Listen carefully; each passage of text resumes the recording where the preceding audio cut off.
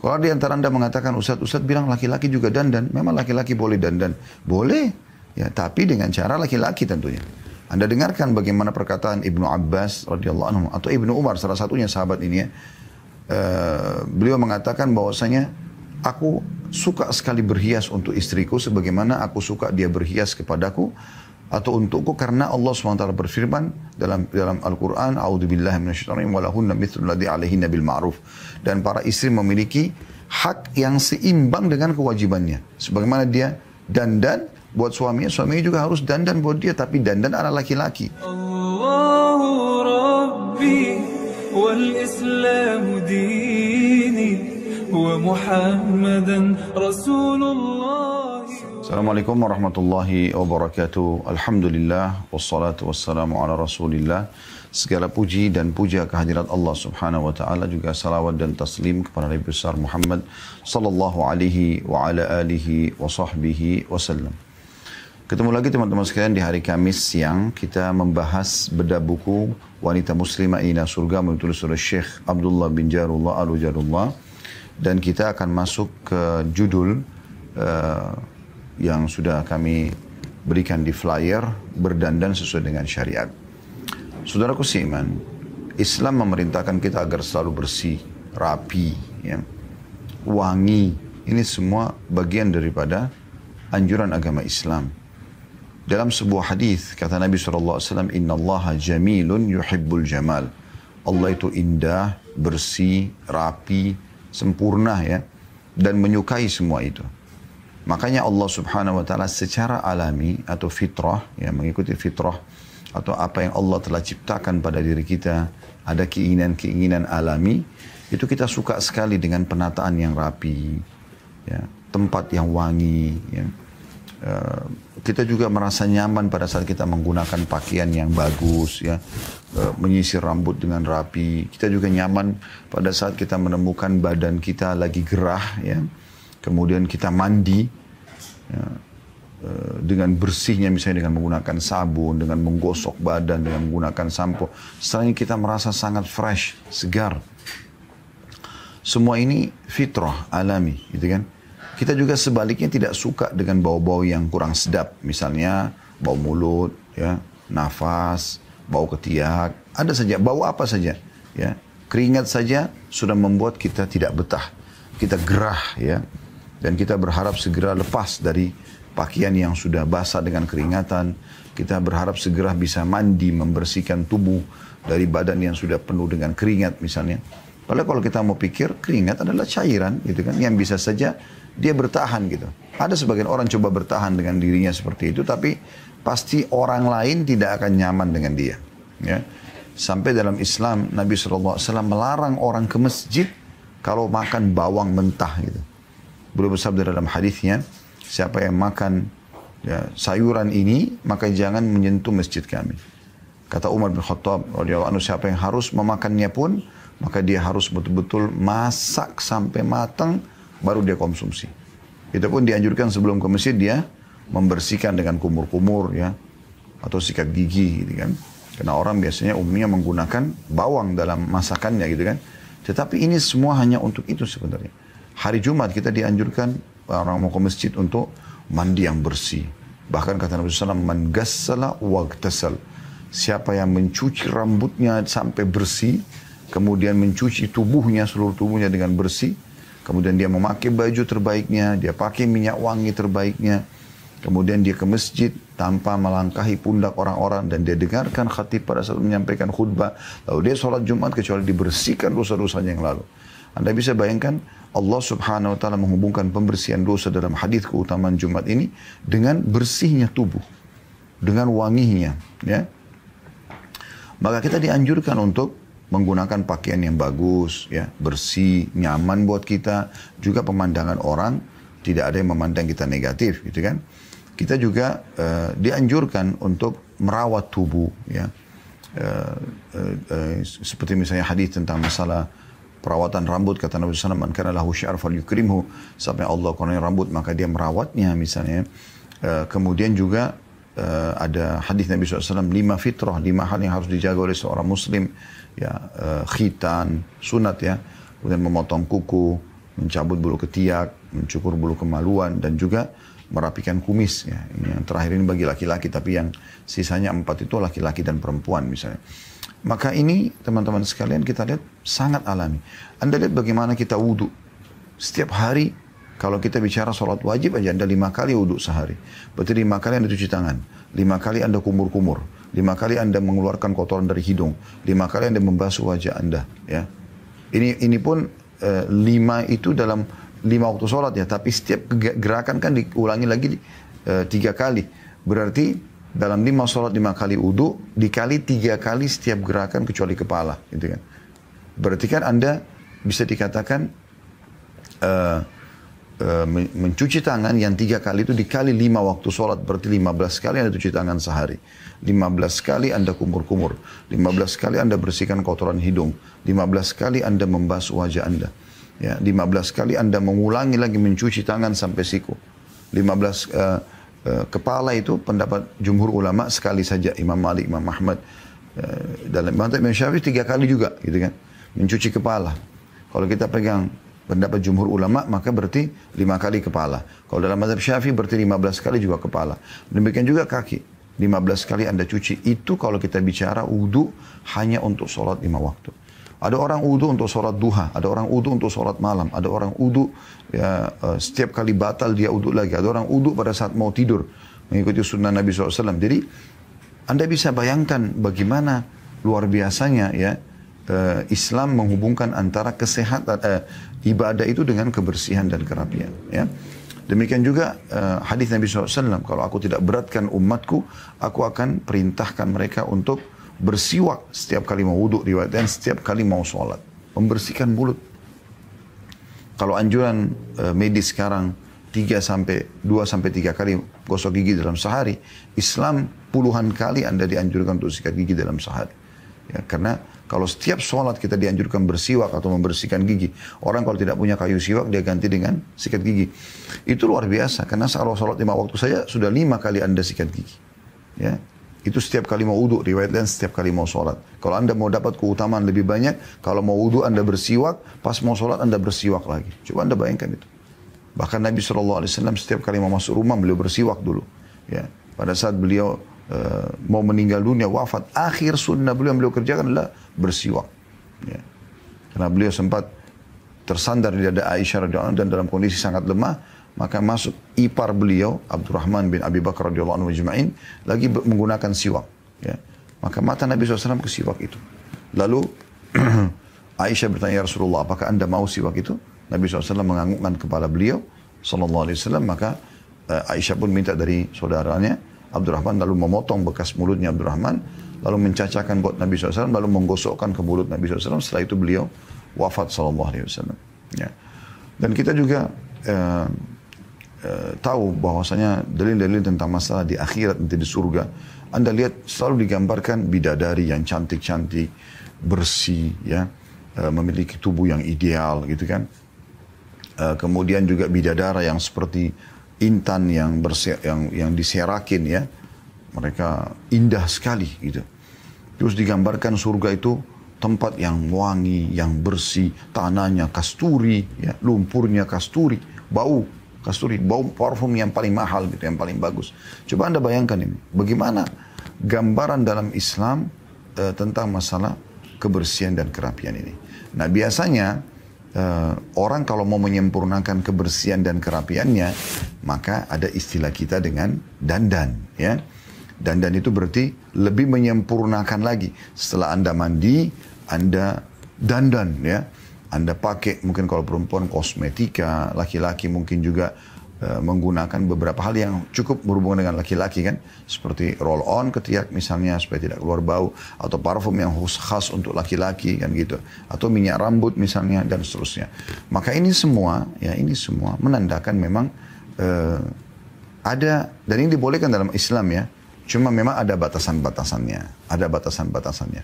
Batasannya, misal perempuan dan laki-laki hanya boleh pertama menggunakan dari bahan-bahan, ya, dan ini dari bahan-bahan yang halal, ya.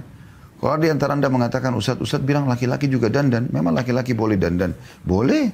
Ya, tapi dengan cara laki-laki tentunya. Anda dengarkan bagaimana perkataan Ibnu Abbas radhiyallahu anhu atau Ibnu Umar, salah satunya sahabat ini ya. Beliau mengatakan bahwasanya aku suka sekali berhias untuk istriku sebagaimana aku suka dia berhias kepadaku atau untukku, karena Allah SWT berfirman dalam Al-Quran, a'udzubillahi minasyaitonir rajim, walahunna mithlu alladzi 'alaihinna bil ma'ruf. Dan para istri memiliki hak yang seimbang dengan kewajibannya. Sebagaimana dia dandan buat suaminya, suaminya juga harus dandan buat dia, tapi dandan ala laki-laki. Menyisir rambut dengan rapi, ya, sikat gigi, kemudian menyisir jenggotnya dengan rapi, meletakkan wangi-wangian, ya, roll on, baju yang bagus gitu. Mungkin kalau di luar rumah, sang suami misalnya pakai baju dinas, misalnya baju kerja, ya, atau umumnya orang pakai, dan itu demi untuk menjaga wibawa dia dan seterusnya. Tapi dalam rumah, dia akan menggunakan pakaian-pakaian yang menarik buat istrinya. Sebagaimana istrinya juga akan menggunakan pakaian yang menarik buat dia, sehingga terjadi kasih sayang, keromantisan, interaksi biologis yang nanti akan menghasilkan, ya, populasi manusia yang memang salah satu tujuan kita di muka bumi ini adalah berpopulasi, ya, dan tidak akan terjadi kiamat sampai seluruh manusia lahir, ya.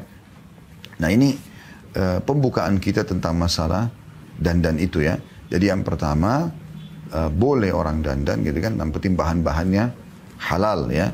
Kemudian yang kedua, tidak dibenarkan bagi perempuan, ya, secara khusus kalau mereka keluar, mereka dandan di luar sana untuk, ya, menarik lawan jenisnya, ya. Akhirnya mereka menggunakan baju yang tipis, transparan, ya. Mereka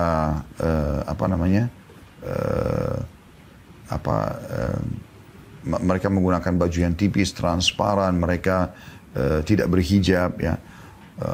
Kemudian pakai wangi-wangian, dandanan yang menor, ya, sehingga akhirnya menjadi fitnah dan masuk dalam umumnya sabda Nabi SAW, gitu kan, bahwasanya aku tidak meninggalkan fitnah lebih besar bagi kaum laki-laki dibandingkan kaum wanita, gitu kan. Itu berbahaya sekali, akan terjadi kerusakan tatanan masyarakat, ya, karena fitnah-fitnah terjadi ini justru karena terjadinya banyak interaksi yang berlebihan, ya, yang diberikan kebebasan sebebas-bebasnya, sehingga sebagian orang bahkan sudah tidak punya rasa malu. Sama istri saja atau suami tidak boleh orang ciuman di depan umum, bagaimana dengan hanya sekedar pacarnya misalnya. Tapi itu terjadi karena memang diberikan kelapangan untuk itu, ya, diberikan kelapangan untuk itu. Jadi ini poin juga harus digarisbawahi. Jadi tidak boleh dia dandan untuk menyebarkan kerusakan, ya, supaya para kaum laki-laki tergoda misalnya, dan terjadi interaksi-interaksi biologis yang haram atau dikenal dengan perzinahan, gitu kan. Dan ini harus ada peran aktif dari setiap wali wanita, ayahnya, saudaranya, gitu kan, mahramnya secara umum, suami kalau ada suaminya, dan juga lingkungan pemerintah setempat sebaiknya memang membatasi, ya, poin-poin seperti ini agar atau memberikan peraturan-peraturan, ya, sehingga tidak tersebar kerusakan dan fitnah besar, ya, di tengah-tengah masyarakat, gitu, ya. Anda bayangkan betapa kacaunya kalau seandainya seorang wanita dandan dengan menornya, kemudian dia lewat, lalu kemudian ada laki-laki yang menggoda dia dan dia tertarik, padahal dia statusnya istri orang misalnya, ada suami dia, tapi akhirnya dia selingkuh, ya. Atau misalnya bagaimana perasaan suaminya? Atau misalnya dia diganggu orang lain sehingga terjadi kekerasan atau pemerkosaan misalnya. Kan itu terjadi kerusakan. Semua ini kan bermula dari masalah dandanan sebenarnya, ya. Andai saja kita mengikuti syariat Allah Subhanahu wa taala dalam masalah dandanan ini, artinya adabnya adalah, ya, kita boleh tapi menggunakan yang halal. Kemudian yang kedua, perempuan secara khusus jangan mereka justru menor-menor di luar, wangi-wangian di luar. Nah, Islam sudah membatasi itu, ya, karena terjadi kerusakan yang sangat besar, gitu. Berapa banyak rumah tangga rusak gara-gara masalah ini, ya. Gara-gara si istri bebas tampil di medsos, kemudian dia dengan cantiknya, dengan indahnya rambutnya, dengan lantunan suaranya yang indah, semua yang harusnya digunakan untuk suami dia, akhirnya dikonsumsi umum dan berinteraksi sama lawan jenis, ya. Akhirnya terjadi perselingkuhan dan rusak rumah tangga dia. Korbanlah anak-anak dalam perceraian tersebut misalnya. Nah ini banyak efek-efek yang berbahaya sekali. Ya. Sebaliknya kalau kita lihat, saya pernah merasakan sendiri pada saat tinggal di Saudi. Ya, ini bukan karena membedakan dengan negara kita, sama sekali tidak. Saya cuma berbagi pengalaman ya pada saat saya melihat, saya tinggal di kota Madinah dulu. Kami kalau keluar, kami melihat semua perempuan berhijab. Semua perempuan, bahkan mayoritasnya bercadar. Baik itu di pasar, di jalan, ya, di mana saja. Di mana saja. Minimal sekali jilbab. Kayak misalnya kita masuk ke rumah sakit, ada perawat-perawat, maka pakai jilbab. Walaupun sekarang sudah ada perubahan ya. Sudah sedikit pemerintah Saudi longgarkan, tapi di masa kami dulu, kami merasakan sendiri ya, tidak ada betul-betul tidak terfikir bahkan, bukan cuma ada syahwat, tidak terfikir untuk terjerumus dalam interaksi dengan lawan jenis, karena memang tertutup. Pemerintah pun turun tangan untuk menutup itu. Di setiap pasar-pasar di Saudi itu ada satu kementerian, Hayya Amr Ma'ruf Nahi Munkar, kementerian untuk lembaga untuk menyuruh pada kebaikan dan melarang kemungkaran. Mereka punya tugas banyak sekali. Seperti mereka menangkapi para dukun-dukun dan peramal penyamun sehingga tidak lagi membuat kerusakan di tengah-tengah masyarakat. Ya, tidak ada kekufuran lagi. Mereka juga ada di pasar-pasar, ya, biasanya didampingi oleh polisi. Mereka awasin pasar itu. Jadi ada yang ditugaskan gitu. Ya. Kalau waktu sholat mereka ingatkan sholat. Masjid laki-laki disuruh ke masjid. Perempuan tentu boleh istirahat sejenak di beberapa depan toko. Dan toko semua harus tutup untuk menghadiri kegiatan sholat. Dan kalau ada misalnya seorang laki-laki, kelihatan dari gerak-geriknya memang dia mau mengganggu wanita. Atau mereka memang memang bukan mahram misalnya. Mereka baru tukar-tukar nomor telepon, itu langsung ditangkap gitu ya. Dibawa ke kantor, lalu kemudian dicari tahu keluarganya. Kemudian dinasehati ya, dinasehatin gitu ya, sampai itu pun dengan kondisi ketat seperti itu saja masih terjadi perzinahan ya. Pernah ada kasus di Madinah ditemukan ada orang berzina masih muda gitu, entah bagaimana mereka bisa kenalan padahal waktu itu medsos belum seramai sekarang ya. Kalau sekarang Allahu a'lam bagaimana besarnya fitnah, semoga Allah selamatkan kaum muslimin. Tapi zaman itu mungkin masih pakai telepon rumah, ya. Karena handphone itu kan tahun 98, mungkin 97 itu ada. Tapi sebelumnya kan belum ada. Kami waktu di Madinah itu tahun 90 sampai 98. Jadi memang belum ada, orang masih pakai telepon rumah biasanya. Tapi terjadi kasus pernah ada orang begitu, entah bagaimana mereka bisa kenalan, akhirnya terjadi perzinahan dan ditangkap oleh polisi, termasuk dari kementerian ini, kemudian dipanggil keluarganya, dinasihati segala macam, dan akhirnya dikembalikan kepada keluarganya setelah itu mereka mau dinikahkan atau tidak. Yang jelas ini sudah dalam pemantauan pemerintah. Jadi bukan main-main gitu. Sehingga kasus-kasus seperti ini sangat kecil sekali. Sangat kecil sekali. Kita sering dengar di berita-berita kita, ada yang diperkosa oleh gurunya, ada yang diperkosa oleh tetangganya, ada yang diperkosa oleh kakaknya sendiri. Karena sangat terbuka gitu. Sangat terbuka. Bahkan pernah terjadi kasus ya yang saya temukan di negara kita itu, orang tuanya nonton film porno, ya, naudzubillah, suami istri, padahal ini sebenarnya dalam syariat tidak boleh ya. Jangan belajar dari film-film seperti ini karena merusak fitrah biologis Anda, dan juga khawatirnya ya nanti pasangan Anda malah sudah dingin sama Anda. Dan selain juga dosa tentunya Anda mendukung perzinahan dan seterusnya. Intinya teman-teman sekalian, rupanya kedua orang tuanya lupa. Mereka tidak mengambil DVD yang mereka tonton dulu ya. Waktu itu masih pakai DVD ya. Waktu berita ini tersebar. Kemudian datanglah si kakak masih SMP atau SMA. Pulang sekolah, orang tuanya lagi tidak ada, masing-masing sibuk. Lalu dia dekati DVD, tadinya dia mau nonton mungkin cuplikan-cuplikan buat sebaya dia. Tapi dia temukan ada DVD itu, lalu kemudian diputar, tontonlah dia. Semua orang tahu nonton film begini, pasti syahwatnya orang bangkit kalau dia masih normal. Mustahil tidak gitu. Nah pada saat itu, datang adik dia perempuan yang masih SMP pulang sekolah, lalu lihat kakaknya nonton, dipanggil nonton sama-sama. Nontonlah sama-sama. Apa yang terjadi? Syahwat juga bangkit. Terjadi perzinahan di sini antara kakak sama adik. Dan ini bahaya sekali kan? Ini sangat bahaya. Ya, karena memang ini zina yang terberat, berzinanya mahram sama mahram ya.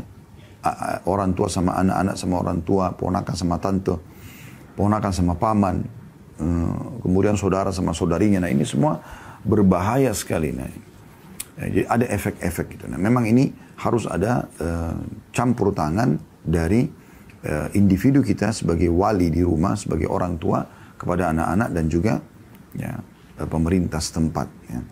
Nah, Syekh Abdullah di sini ingin menitik beratkan tentang bagaimana supaya bahaya-bahaya yang dikhawatirkan terjadi di tengah-tengah masyarakat itu bisa minimal berkurang, ya, kalau tidak hilang dari pergaulan bebas, ya, dari pergaulan bebas. Anda jangan salah, ya, di wilayah-wilayah barat itu mereka sendiri terganggu dengan peraturan yang sudah terlanjur mereka buat. Kalau 18 tahun dan dianggap dewasa boleh berbuat apa saja. Boleh seks bebas, boleh minum minuman keras, udah boleh tuntut bahkan orang tuanya. Itu sebenarnya peraturan ini mengganggu mereka. Tapi mereka mengatasnamakan hak asasi manusia. Akhirnya tidak bisa lagi orang tua mencampuri anaknya kalau sudah 18 tahun. Mereka sudah leluasa gonta-ganti pasangan yang akan menyebabkan banyak penyakit, gitu kan. Dan ini nanti akan menjadi sesuatu yang membuat rumah tangga di saat dia menikah nanti sudah tidak punya makna yang besar, karena bagi dia biologis itu seperti orang yang sudah biasa. Kalau kita di Indonesia mungkin makan tempe, tempe itu sudah tiap hari kita bisa makan. Tadi tempe itu lezat sekali, tapi karena tiap hari ada, tiap hari Anda makan, misalnya Anda juga jadi jenuh kan? Atau anggap nanti Anda anggap biasa aja, udah bukan lagi seenak kalau kita jarang dapat tempe, kemudian kita dapat sebulan sekali misalnya, seminggu sekali. Nah itu beda kan, digoreng dengan garingnya kan enak, sedap gitu. Tapi kalau setiap hari mungkin akan berbeda, walaupun tetap dia bernutrisi, ya. Yang seperti itu yang terjadi di negara-negara non-muslim. Interaksi biologis yang bebas ini, karena dandanan-dandanan yang ada di luar sana, ya, akhirnya membuat pada saat mereka berumah tangga, biologis itu biasa saja. Apalagi kalau dia pernah rasakan dari salah satu pasangan haramnya dulu, ada kenikmatan khusus misalnya. Sekarang pasangannya tidak begitu, ribut rumah tangga mereka. Banyak sekali rumah tangga mereka yang kacau balau. Ya, jarang yang bisa bertahan sampai akhir tidak bercerai. Dalam Islam terlalu banyak bahkan, ya, sangat banyak, atau mayoritasnya mereka justru bertahan, ya. Karena memang mereka tidak, apalagi yang tidak memulai dengan pacaran misalnya, tidak memulai dengan hal-hal haram. Dengan izin Allah Subhanahu wa taala, dia akan merasa kenikmatan tersendiri dalam biologis itu, ya. Dia juga akan merasa dia terpuaskan, ya, dengan pasangannya, gitu. Dan seperti itulah kurang lebih, ya. Dan sekian banyak kalau kita ingin bahas poin ini, dari efek-efek negatif, ya, kalau terjadi dandan-dandanan di luar sana, dan juga efek-efek positif justru kalau kita meninggalkannya. Ya, di sini Syekh Abdullah mengangkat perkataan Ibnu Qayyim rahimahullah, dan Ibnu Qayyim bicara secara global, ya, secara global tentang bagaimana Islam mengatur, ya, agar tatanan masyarakat itu menjadi baik. Jadi kita bukan sedang bicara negara kita atau negara manapun, tidak, tapi kita sedang bicara tentang pendapat Ibnu Qayyim yang sudah meninggal ratusan tahun yang lalu. Ya, di sini beliau mengatakan, Ibnu Qayyim rahimahullah berkata, pemerintah wajib melarang kaum wanita dan kaum lelaki bercampur baur, ya.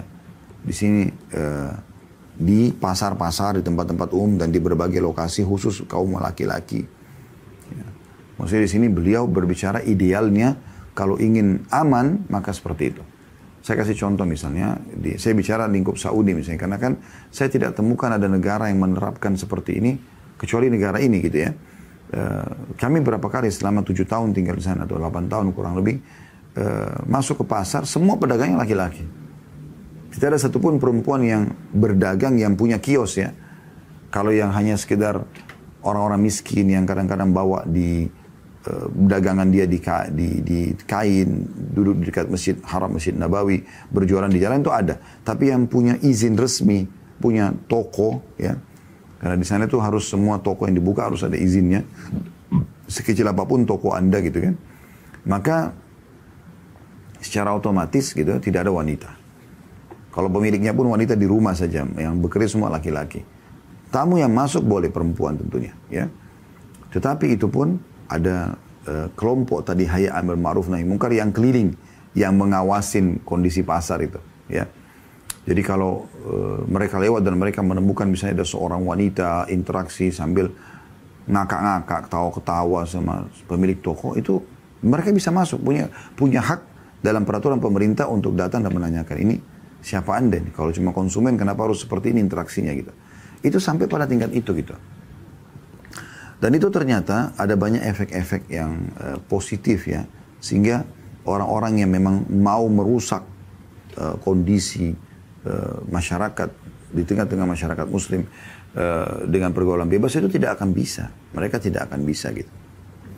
Imam Malik rahimahullah menandaskan, saya berpandangan, ini pendapat Imam Malik secara pribadi. Ya, saya berpandangan bahwa seseorang imam harus melarang pemilik pabrik untuk mempekerjakan wanita dan wanita muda. Ya, wanita dan wanita muda tidak boleh bekerja di pabrik. Adapun wanita tua atau budak yang tidak akan dicurigai dengan pekerjaannya boleh saja bekerja di pabrik. Saya menganggap itu boleh-boleh saja. Artinya beliau mengatakan kalau perempuan itu masih muda, kemudian masuk dalam pabrik lalu interaksi sama laki-laki di situ, akhirnya mereka leluasa untuk ngobrol, untuk tukar-tukar nomor telepon, untuk bahkan interaksi biologis mereka terjadi di kamar mandi, di bagian belakang pabrik dan seterusnya. Itu sudah tidak asing. Ya, itu bisa terjadi. Dan ini kan bicara ideal dan pendapat pribadi beliau ya. Ya tentu kalau ada yang tanya, boleh nggak? Berarti kalau gitu Ustaz nggak boleh wanita kerja di pabrik? Boleh saja. Tapi Anda sebagai pemilik pabrik, bagaimana caranya Anda mengatur supaya kalau memang tenaga wanita dipakai, tenaga wanita aja semuanya. Itu jauh lebih baik gitu kan. Atau tenaga laki-laki semuanya. Saya pribadi, saya juga bicara pribadi ya. Kami punya restoran, kami punya alhamdulillah aktivitas yang Allah masih amanahkan kepada kami. Semoga Allah berkahi, Allah langgengkan insyaAllah. Beberapa unit usaha, ada travel haji dan umrah, Uhud Tour, ada restoran Ajwad, ada toko Ajwad Store ya. Ada kami kantor digital studio ini untuk kegiatan dakwah, ada yayasan sosial ya. Kami tidak ada satupun pegawai wanita. Itu keputusan tentu saya pribadi saya katakan. Karena saya melihat ini salah satu cara dan upaya yang saya bisa lakukan justru untuk menyelamatkan generasi muda muslim. Ya. Karena di saat ada pegawai wanita yang berbaur, ya, akhirnya terjadi interaksi yang kita tidak pernah tahu, walaupun kita ngawasin bebasnya berhubungan. Ya, karena pernah ini ya, saya pernah punya pengalaman pribadi waktu masih di Kalibata City. Waktu itu kami awal buka restoran Ajwad. Di 3 tahun ya di sana. Kalau tidak salah di tahun pertama, di akhir tahun pertama itu, semua pegawai kami perempuan laki-laki dan kalau waktu sholat kami tutup, kami tulis kami sedang sholat gitu. Kadang-kadang tetangga-tetangga kami, teman-teman muslim yang bekerja di toko-toko sebelah yang milik orang non-muslim, karena mayoritasnya orang non-muslim pemiliknya gitu. Apakah itu pakaian, apakah itu restoran juga atau yang lainnya. Nah tapi mereka ini teman-teman sekalian, datang dan mengatakan, enak benar kerja di situ di Ajwad ya, kok bisa sholat? Kami Jumat aja nggak diizinkan sholat. Perempuannya juga harus buka aurat, gitu. Ya, tidak boleh pakai jilbab. Itu keputusan karena mereka merasa mereka punya power kan. Tapi kita kan sebagai seorang muslim harus juga punya keimanan yang kita dahulukan. Tidak boleh kita paksakan diri di tempat pekerjaan yang malah melarang kita menerapkan syariat Allah Subhanahu Wa Taala. Tapi pada saat itu, ada satu masa di mana saya sempat berpikir, di hari Jumat di mall, semua pegawai laki-laki kami pergi ke masjid. Dan semua laki-laki umumnya pergi ke masjid ya. Kecuali yang memang kurang beriman kepada Allah atau laki-laki kafir. Nah banyak ibu-ibu yang di hari Jumat itu sesuai informasi sampai ke kami. Yang suaminya sholat. Karena waktu itu ada Masjid Nurullah sebagai fasum di situ di Kalibata. Dan kebetulan saya waktu itu diminta jadi penasehatnya di saat kami masih di sana ya. Yang sholat itu Masya Allah bisa nampung sampai 2.000 orang. Cukup besar gitu. Mereka pada sholat Jumat. Nah di situ banyak ibu-ibu yang nongkrong, kadang-kadang bahkan duduk di restoran kami gitu. Mereka kadang-kadang minta dilayani minum aja, udah nggak bisa karena semua pegawai kita sholat. Di situ sempat terlintas ada masa di mana saya ingin pekerjakan wanita. Subhanallah kita buka lowongan pekerjaan, yang penting muslimah pakai hijab segala macam, dan kita fokus mereka ke waitress. Mereka tidak masuk ke dapur supaya tidak interaksi lagi sama teman-teman laki-laki. Dan itu jumlahnya mungkin 3 atau 4 orang saja dari sekian banyak pegawai yang ada. Subhanallah, mungkin baru 2 minggu berjalan. Ya. Mulai terlihat gelagat-gelagat yang ketawa-ketawa sama pegawai yang lain, tepak-tepukan. Ya. Bahkan yang lebih parah sempat ada satu ibu atau bapak yang datang, waktu itu saya lagi tidak ada, datang kemudian disampaikan keluh kesah itu kepada salah satu dari staf kami di situ. Kalau ibu ini anaknya bekerja jadi waitress tempat kami dan kami tidak tahu. Ya, kalau ini adalah ibunya, dia mengatakan anak saya apa yang ada yang lihat. Kata kami nggak tahu gitu. Ya. Kemudian dia mengatakan anak saya semalam tidak pulang ke rumah. Saya telepon handphonenya mati gitu. Akhirnya ditelusuri oleh orang tuanya sama teman-teman di Ajwad, di restoran. Dan ditemukan ternyata dia ya pacaran dengan salah satu waitress yang lain. Ya, kemudian mereka janjian ya, keluar, entah nginap di mana. Subhanallah, mulai detik itu saya berhentikan. Udah saya sendiri tidak mau terjumus dalam dosa sebagai pemilik. Dan juga saya menyelamatkan saudara saya muslim yang lain. Ini contoh pengalaman saja. Ini bukan aib teman-teman sekalian, tapi ini sebuah pengalaman yang kita lihat ternyata di lapangan memang ada efek daripada interaksi ini gitu ya. Jadi Anda sebagai seorang muslim kalau Anda bisa menata lebih rapi, pegawai Anda semuanya perempuan, ya apalagi kalau Anda pemilik usaha ini adalah perempuan, kan bagus Anda potensikan mereka, ya gunakan dan manfaatkan daripada potensi yang ada pada mereka. Ya, kalau ada laki-laki dan sama laki-laki, jadi apalagi kalau disesuaikan dengan bidangnya ya, kalau jahit menjahit misalnya laki perempuan gitu kan, itu jauh lebih baik, konveksi dan segala macam. Mungkin kalau nanti kulirnya yang bawa sana sini misalnya, ya yang bawa mobil boxnya ya dan segala macam, mungkin laki-laki itu jauh lebih baik. Allahu a'lam. Ini adalah poin yang dibahas pada kesempatan ini ya. Kata beliau, seorang pemimpin bertanggung jawab dalam hal ini karena bencana yang bisa ditimpulkan memang besar sekali. Rasulullah SAW bersabda, "Ma taraktu ba'di fitnatan adharra 'ala rijali minan nisa." Tidak aku tinggalkan bencana yang lebih bahaya bagi kaum laki-laki daripada wanita.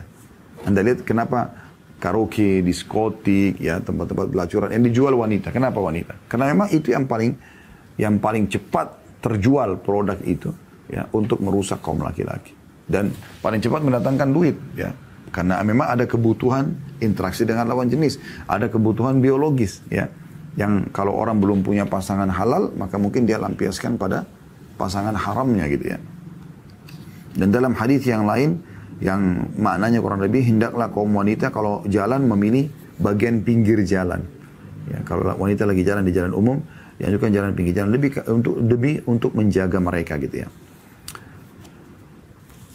Kata beliau, seorang pemimpin wajib melarang wanita keluar rumah dalam keadaan berdandan menor dan tampil secantik mungkin.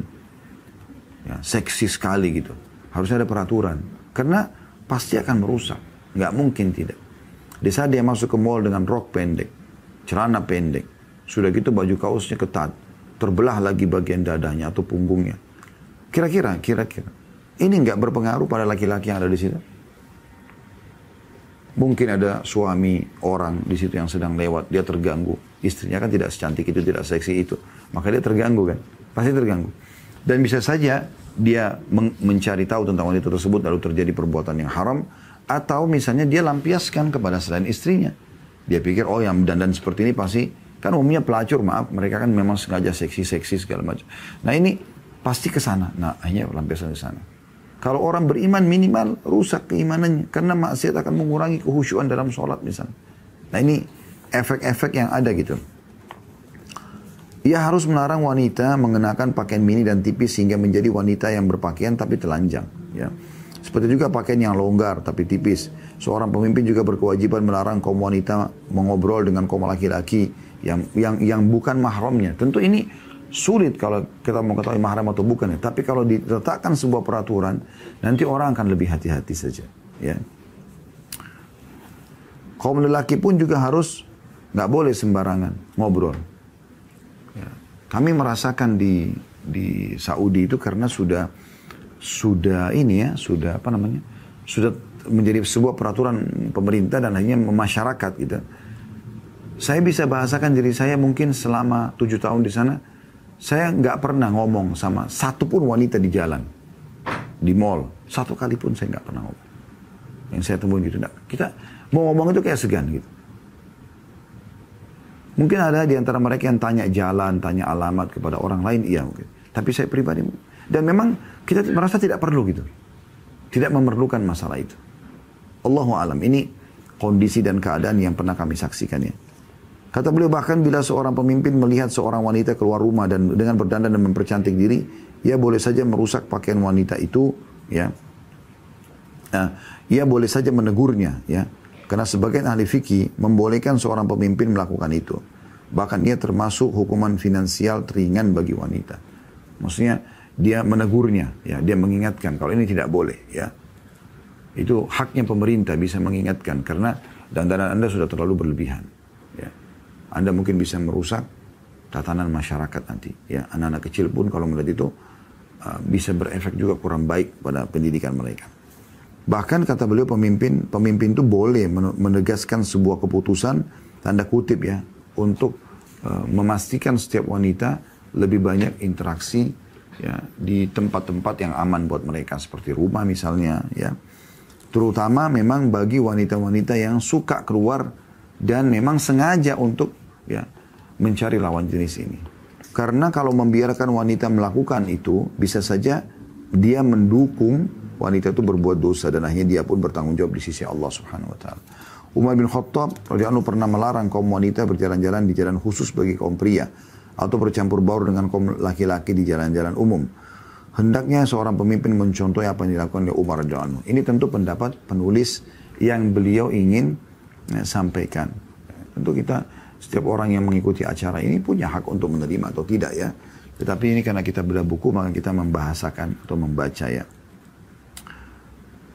Al-Khallal rahimahullah menyatakan dalam Al-Khallal ya, nama kitabnya.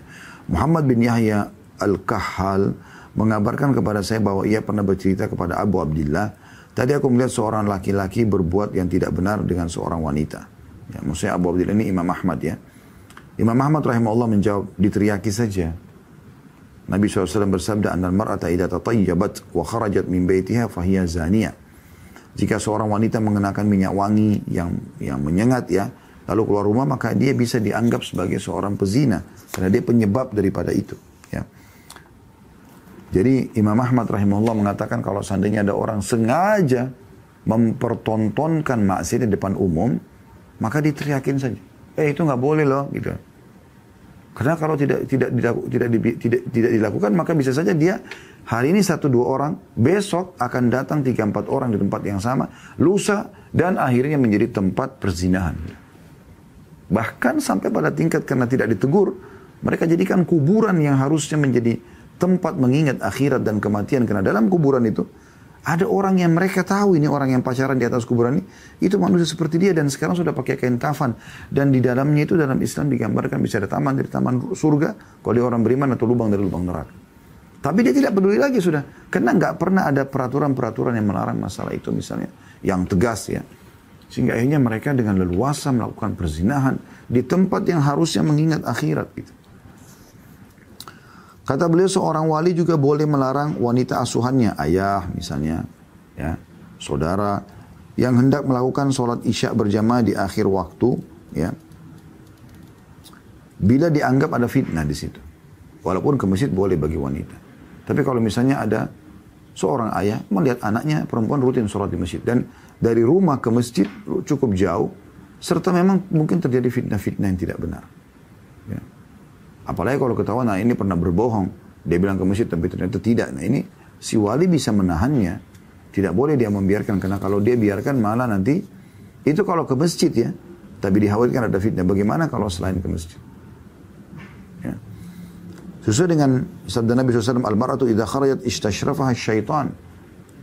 Wanita itu secara khusus kalau keluar maka pasti akan diawasi dengan ketat oleh syaitan. Istishraf itu orang Arab menggambarkan, saya pernah kasih gambar itu ya. Kalau dia mau lihat sesuatu yang jauh, kemudian dia letakkan ya tangannya di atas keningnya seperti ini kurang lebih untuk memastikan dia bisa lihat itu. Nah syaitan itu kalau setiap perempuan keluar selalu begitu. Istashrafaha syaitan. Syaitan memantau dia dengan teliti. Karena dengan tergodanya wanita ini maka terjadilah kerusakan. Itu pasti. Ya, subhanallah, wanita itu biar jelek teman-teman sekalian, kalau sudah dia yang ingin terjadi perzinahan itu umumnya terjadi. Beda kalau laki-laki yang mau dan perempuan nolak. Kecuali dia menggunakan pemerkosaan, tapi kalau sudah perempuan yang nolak sudah tidak ada lagi. Tidak bisa dia buat apa-apa laki-laki itu.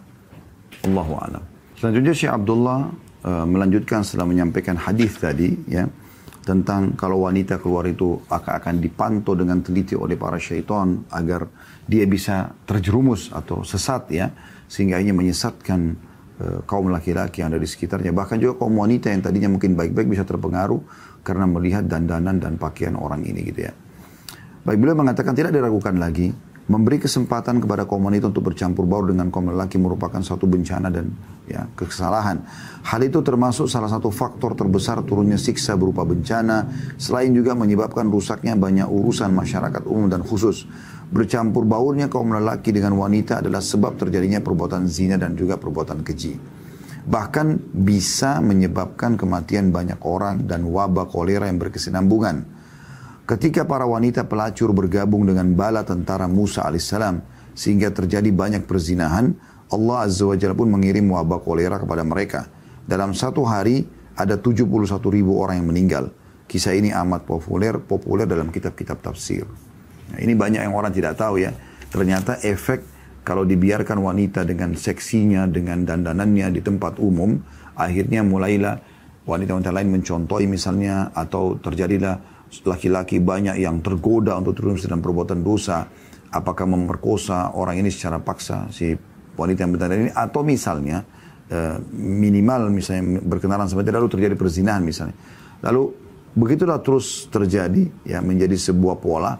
Orang tidak sadar ini adalah perbuatan zina yang merupakan dosa besar yang akhirnya menjadi memasyarakat, dan ini menyebabkan datangnya musibah ya. Awal kehancuran bagi Bani Israel justru karena dibiarkan perempuan berdandan dan akhirnya di tempat umum maksud saya. Kemudian terjadilah interaksi dengan lawan jenis yang sangat bebas ya. Sehingga terjadilah kerusakan tersebut. Mulailah orang-orang bahkan yang beriman pun tergoda. Ya, orang yang beriman pun tergoda. Di sini disebutkan pasukan Musa alaihissalam bahkan ya, banyak yang melakukan perbuatan zina, akhirnya Allah kirim kepada mereka wabah kolera. Ya. Abdullah bin Mas'ud radhiyallahu anhu menandaskan, jika perbuatan zina telah menyebar luas dalam satu negeri, pasti Allah Azza wa Jalla akan menghancurkannya atau mendatangkan bala-bala, ya, musibah. Ya. Ini kadang-kadang kita kurang peka dengan ini teman-teman sekalian. Bahkan Abdullah bin Mas'ud pernah mengatakan, guntur saja, suara guntur yang keras, ya, Anda mungkin biasa dengar di musim hujan, ya.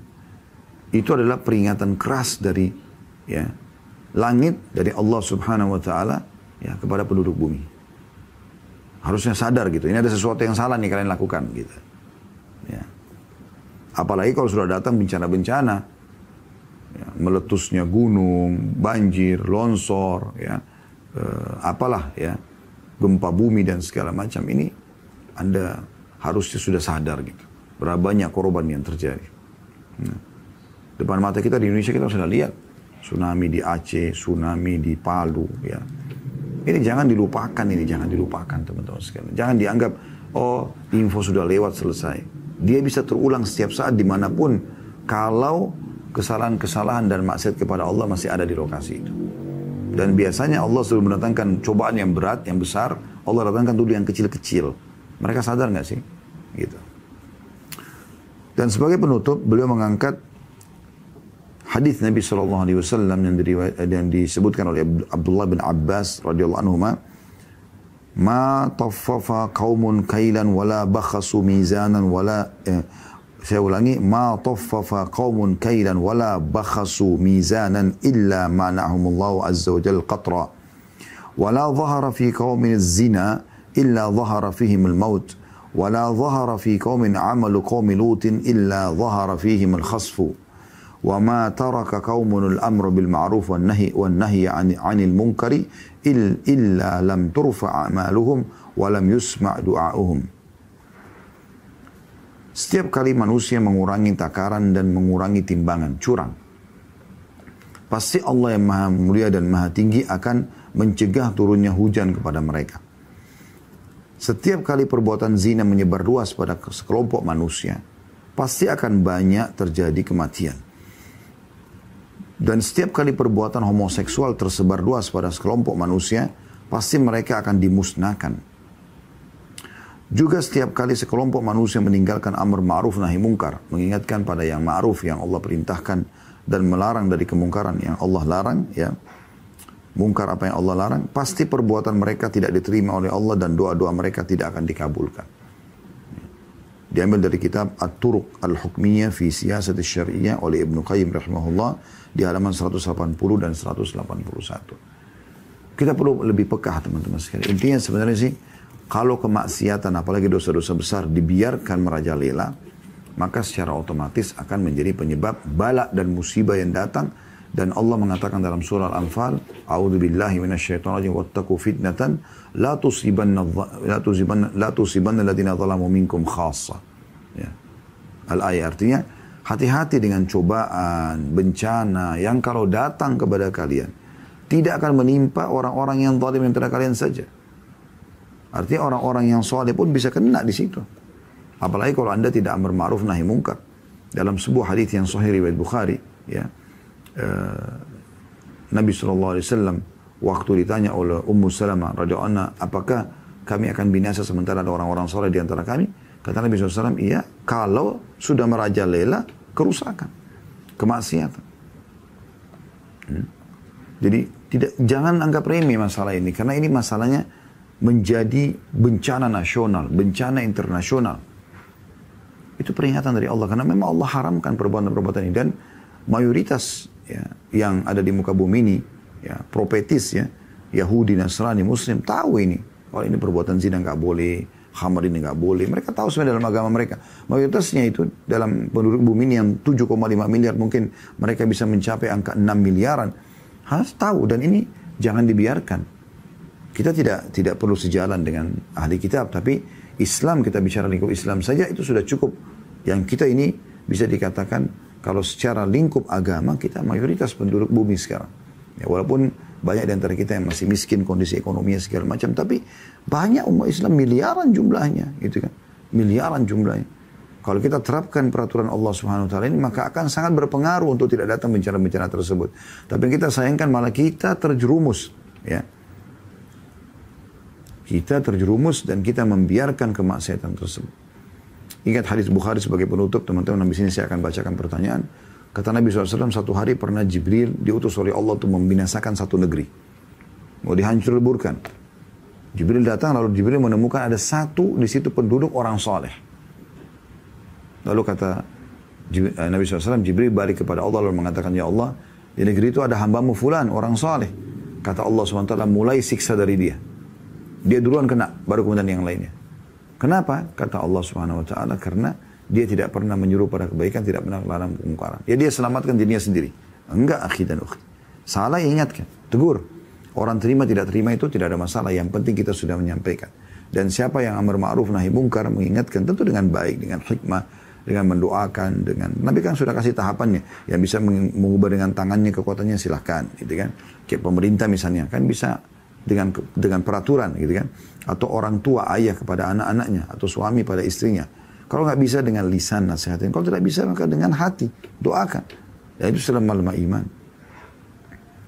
Dan kalau kita sudah berma'ruf nahi mungkar, kalau datang bencana kita bisa diselamatkan. Ya, kita bisa diselamatkan. Yang tidak diselamatkan ini memang yang membiarkan semua kemungkaran tersebut. Nah, ada juga hadis Nabi SAW, maaf saya tambahkan dengan ini. Tadi saya bilang terakhir ini ada hadis tambahan lagi, saya tiba-tiba teringat. Perumpamaan orang-orang beriman sama orang-orang yang bermaksiat ini, seperti orang yang naik dalam satu kapal. Orang-orang yang baik ini ada di atas kapal, yang tidak baik ini berada di dak kapal. Lalu mereka selalu kalau mau ambil air naik ke atas, gitu kan, melewati orang-orang soleh ini. Karena mereka risih sendiri, mereka bilang satu sama yang lain, bagaimana kalau kita jebol aja kapal dari bawah, supaya air kita tidak usah, kalau mau ambil tidak usah naik-naik ke atas, kita ambil aja langsung dengan bocorin kapal. Kata Nabi SAW, kalau orang-orang soleh membiarkan orang-orang fasik ini membolongin kapal, tenggelamlah mereka semua. Mudah-mudahan bisa ditangkap pesannya tentunya. Ini bahasan kita insya Allah.